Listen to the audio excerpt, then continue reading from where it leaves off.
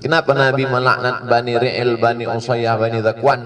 Karena mereka membunuh 70 da'i yang dikirim untuk berdakwah. Mereka habisi, mereka bantai, mereka pancung, dilaknat oleh Nabi.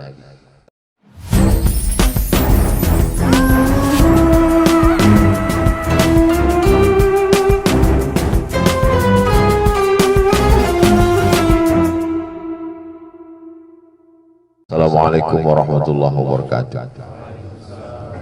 Alhamdulillah wassalatu wassalamu ala Rasulillah sayyidina wa maulana Muhammad ibn Abdillah wa ala alihi wa sahbihi wa man da'a bi da'watihi wastanna bi sunnatihi ila yaumi liqa'i rabbih wa ba'd. Law ya'lamuna ma fil 'atamati was subhi, seandainya mereka tahu pahala salat subuh berjamaah dan salat isya, la atauhuma habwan, mereka akan datang walaupun merangkak. Allahumma barik li ummati fi bukuriha, berikan berkah pada umatku ini pada waktu paginya. Paling pagi, paling awal, maka dia yang dapat keberkahan. Maka kalau kita lihat dunia ini, Asia Tenggara, yang paling pagi bangunnya, dialah yang paling banyak dapat keberkahan hidup. Walaupun dia tidak Islam. Jadi antara Brunei Darussalam, Malaysia, Singapura, Patani, Thailand Selatan, Moro, Filipina, Indonesia, yang paling pagi bangunnya Singapura. Terlepas dari politiknya, ekonomi, yang jelas orang semua ramai-ramai belanja, shopping, transit ke Singapura. Tidak Islam, tapi zakatnya paling besar. Tidak Islam, tapi wakafnya paling besar. Muslim minoritas, tapi ditata dengan sistem manajemen yang baik. Dan bangun pagi merupakan sunnah Rasulullah Sallallahu Alaihi Wasallam. Orang tidak Islam pun punya filosofi, jangan sampai rezeki dipatok ayam. Artinya habis, sudah habis. Malam menjelang pagi rezeki ditebarkan seperti orang punya ternak ayam, lalu dia tebarkan beras itu. Lalu begitu beras ditebar, siapa yang paling bangun awal, dia yang akan mendapat. Siapa yang paling cepat mencari, siapa yang paling awal buka matanya, dia yang mendapatkan itu semua. Begitulah lebih kurang gambaran visualisasi tentang ucapan Nabi Muhammad Sallallahu Alaihi Wasallam. Wa ma yantiqu 'anil hawa. Nabi berbicara bukan berdasarkan survei, bukan mengikuti hawa nafsunya, in huwa illa wahyun yuha, melainkan wahyu dari Allah Subhanahu wa taala. Statement ucapan Nabi itu adalah wahyu dari Allah Subhanahu wa taala. Hanya saja ada yang ditulis lafaz, kata, teks, redaksinya tidak boleh berubah, walaupun satu huruf wa tidak berubah menjadi fa tidak berubah menjadi wa, maka itu disebut dengan Al-Quran. Adapun yang lafaznya dari Nabi Muhammad SAW disebut dengan hadis. Datanglah seorang sahabat namanya Abdullah bin Amr bin As, melapor ke Nabi, ya Rasulullah, apakah semua yang keluar dari mulutmu itu aku tulis atau aku beda-bedakan? Yang ini perlu tulis, ini tidak. Kata Nabi, uktub, tulis wahai Abdullah, wallahi, demi Allah, ma kharaja minhu illa haq, semua yang keluar dari mulutku ini adalah hak, kebenaran. Yang tidak benar tak mungkin keluar dari mulut Nabi Muhammad sallallahu alaihi wasallam. Maka banyak statement filosof, Socrates, Demokritos, Thales, Aristoteles, statement-statement yang tidak lagi berlaku di zaman sekarang, tidak relevan. Jangankan orang yang hidup 1000-2000 tahun yang lalu, orang-orang yang hidup 100 tahun yang lalu, begitu dibawa statementnya di abad 21 sudah tak relevan lagi. Tapi statement Nabi Muhammad SAW 1442 tahun masih tetap relevan. Salihun likulli zaman wa makan, selalu relevan untuk di setiap zaman, waktu, masa, wa makan, dan di setiap tempat. Mau di Amerika, mau di Asia Tenggara, mau di Eropa, mau di Afrika, selalu tepat.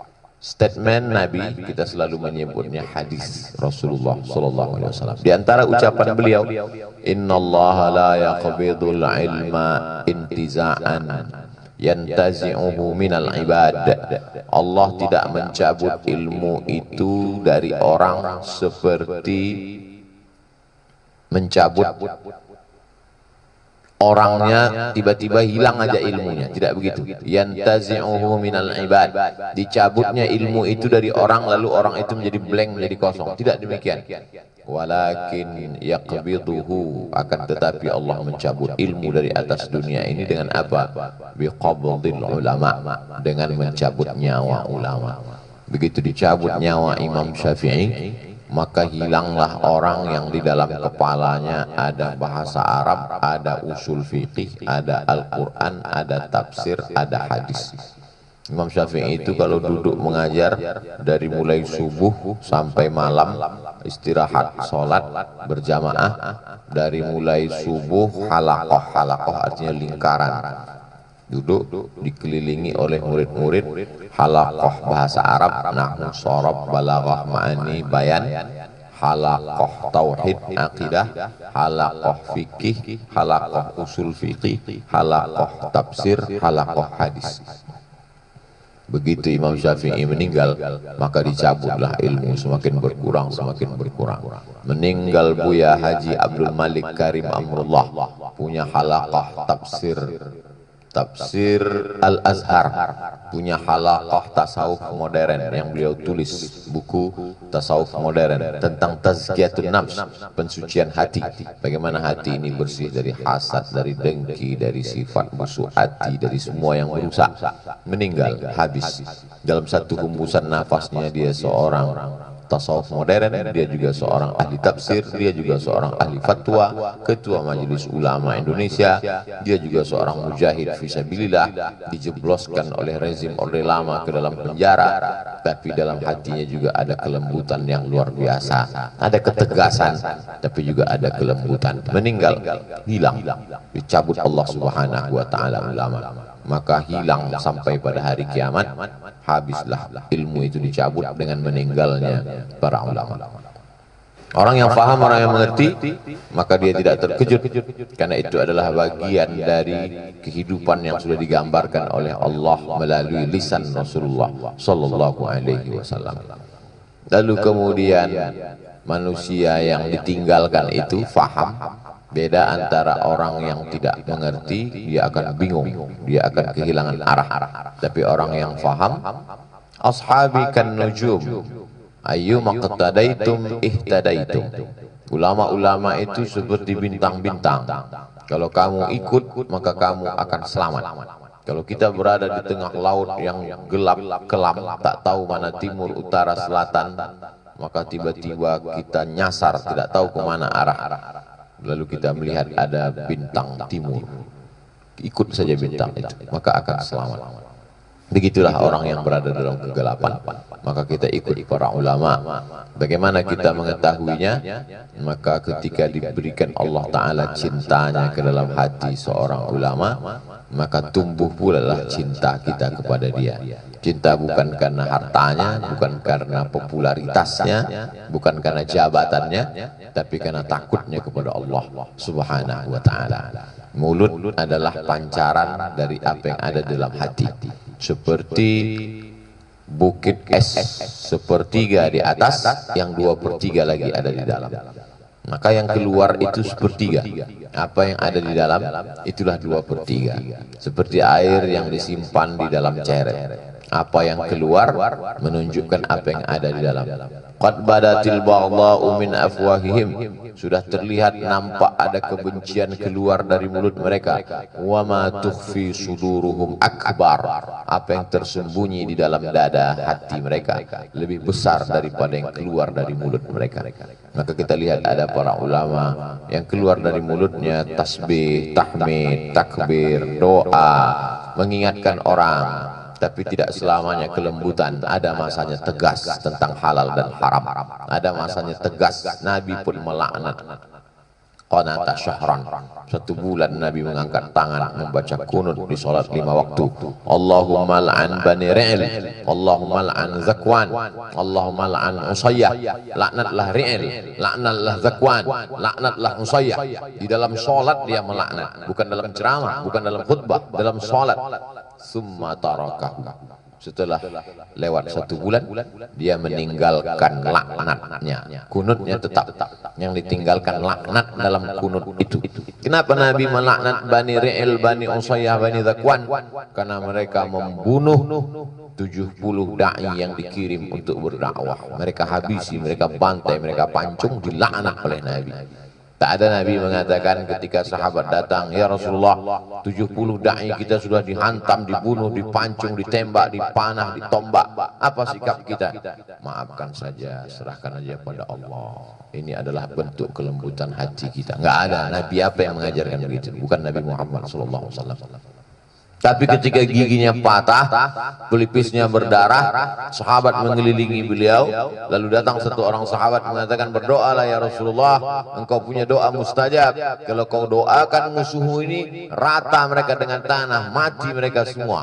Apa kata Nabi? Lam ub'ats la'anan. Aku tidak diutus menjadi tukang laknat. Doa yang mustajab, doa pamungkas itu biarlah aku simpan. Untuk apa? Syafa'atan li ummati yaumal qiyamah. Untuk umatku pada hari kiamat. 14 abad yang lalu dia sudah memikirkan kita di akhir zaman. Ini untuk umatku kusimpan. Kenapa pada saat pertama tadi dia melaknat, marah, berdoa dalam 1 bulan? Kenapa untuk kasus ini dia tidak marah? Konteksnya beda. Ketika dia marah tadi, konteksnya 70 orang da'i, ulama yang dikirim. Sedangkan ini dia tidak marah karena pribadinya. Kalau untuk pribadi kita tak perlu marah, serahkan pada Allah. Jadi bedakan.